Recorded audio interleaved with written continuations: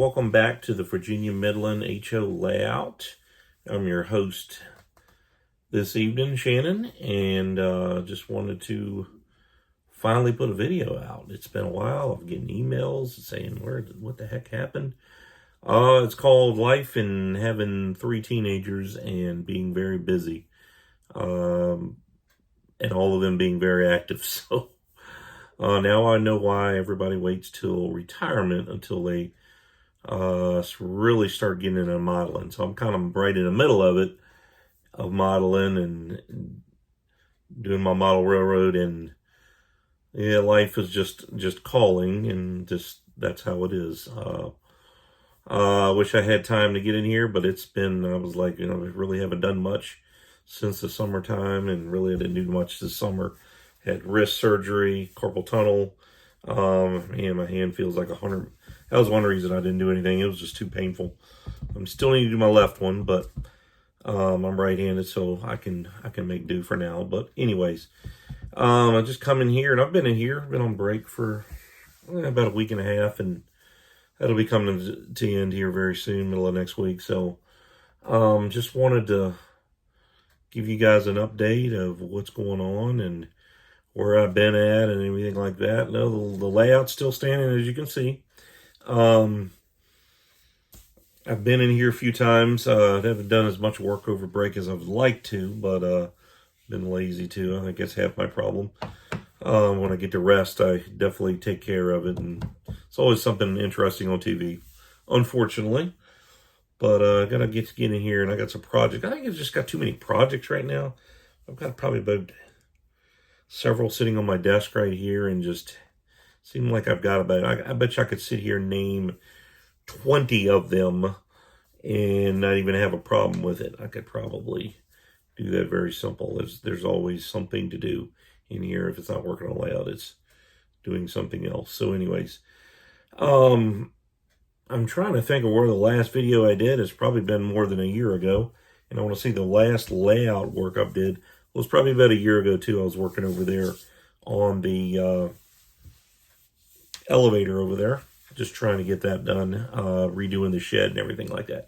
So let's go over there and take a gander of what that looks like, and get away from me from talking to you from the screen. So, all right, I'll be right back. All right, guys, we're over here on the layout. As you can see here, zoom out on this thing here a little bit. We're over here in Mid-Atlantic Feeds. You can see the work I've done on the layout. I took those 2 tracks out, and I've kind of made them a little bit longer. I used to have a parking area there. I don't think I have a picture for reference, but anyways. And one thing about this layout that really has bothered me, and somebody told me this years ago, I can't remember who it was, but I always just remember the saying. It was like, make sure your layout doesn't look like the Walther's catalog, with all the buildings built to their specifications. So what that means is when you go to a layout, this is one elevator you always see. And man, does it really look good here, because I've got some natural light coming through my windows right now. But it's definitely a little different. The elevator and the silos there. I may get rid of these silos. I might do some of these silver ones here. Those are a little bit more modern. But I don't know. I really don't know. I've kind of combined both of these. This is the, I don't know what kit that is. I can't think of the Walthers one. I think George Washington Printing or something like that. The Tire Factory one there is also like that. But, they're kind of connected here to make Mid-Atlantic Feeds. We got the raw materials coming in here through the elevator, where they're dumping in instead of loading it at the elevator. And then it's going out here in the, I guess, being bagged up and shipped out as dog food and cat food and whatever else, horse feed, things like that. So I really like the building setting. It's a big building. It definitely needs rail service and everything like that. As you can see, let me get these cars out of the way here. Kind of holding my little tripod here. As you can see, we've got some cars in here. I changed up the turnout also. Made it a little bit smaller. I had a Y in here, if you can believe that. Two pretty good looking hoppers here. I don't know if I've got any. So I scratch built this. I've got to paint it. Probably a good time to paint it. Because the weather is almost 70 degrees outside. We go from last weekend, it was, freeze your butt off here in Virginia, and then we're now 70 degrees. So that's definitely a setup for some snow coming. So that's fine with me. Not like last year where we didn't have power for 5 days. So we had a crazy storm that just shut down 95 and was just pretty bad. And it was, about 16 inches of snow, but just we're literally like the heavens just opened up. But anyways, so this is going to definitely, I need to balance this. This is probably something I probably need to work on. And I think I might get that painted today. It's I actually just came in here today and just said, you know what, I just watched the Washington Commanders suck it up again, but, that's typical of my sports teams. So this might be a good way to kind of get on as we can kind of take another look over here.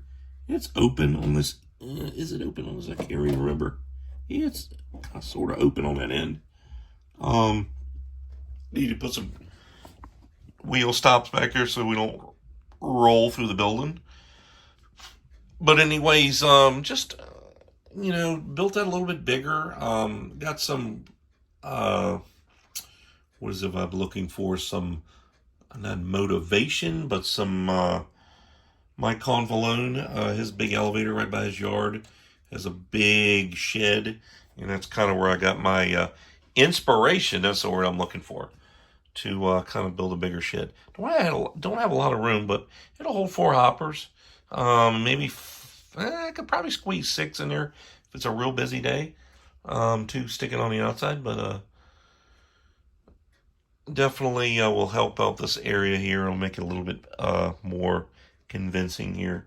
As you can see, I'm kind of replacing some cross bucks here, and got a few other things to do, but the layout still got some new cars on there. I don't like to put shiny ones on there. You guys know that.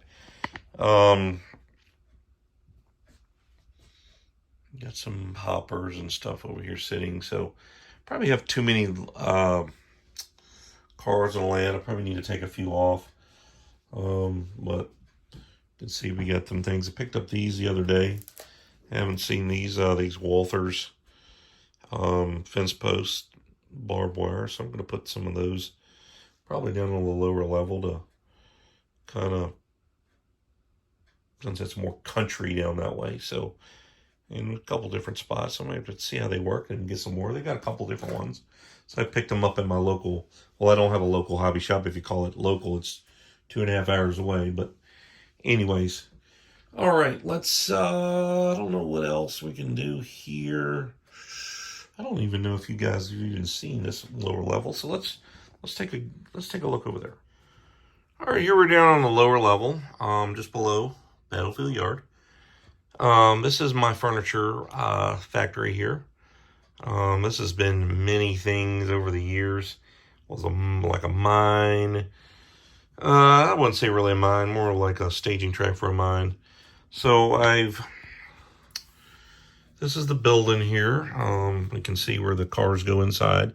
And we have this track closer to us that does the wood chips here. As we can see, some of these very hard to find southern wood chip hoppers. So I'm going to slide on down here so we can kind of see what's going on at the building here. And you can see I've done some ground foam and stuff like that to kind of give it this first touch. I don't know how much that stuff is actually sticking down. I've got a couple tanks and stuff then. Put a truck here, so we'll have a little probably crossing right there, and you can see the let me fix that. I guess it is fixed. As you can see, the wood chip loader. As you can see, I put a picture in the inside, so it kind of looks like the factory in there. You can see. Looks halfway decent, I think. And some details up on the roof here of the flat. And this is where the box cars are loaded. And we've got some other things. Let me slide these hoppers out of here. Right to the edge there. I'm not always happy about that, but so the box cars come all the way down here. I'm probably gonna do some wiring and stuff. Got some couple other things. I guess I probably need to straighten that up there. Haven't been in here in forever. And then we got a picture there that kind of finishes up the end there. So I don't have a name for this. I probably had one, but I can't remember what it was. So we will skip that for now, but just a little update on this building down here. I can't remember if I did it, but if I did, oh well. There's the second part. Not a whole lot done. The building itself is pretty. I got to do some touch-ups, but there's some scenery over here, some ballast, and this section would be kind of done as we look back through Parker over there. Actually was running trains on the Helix the other day, and the Helix actually was running pretty good. Cleaned the track first, and trains ran good. So just in the process of, instead of running single engine locomotives, I'm trying to match them up and run 2 locomotives per train there, just to make sure we got enough power to get over the Helix when we need to, and get down and get up it, and I think it's a little bit more prototypical.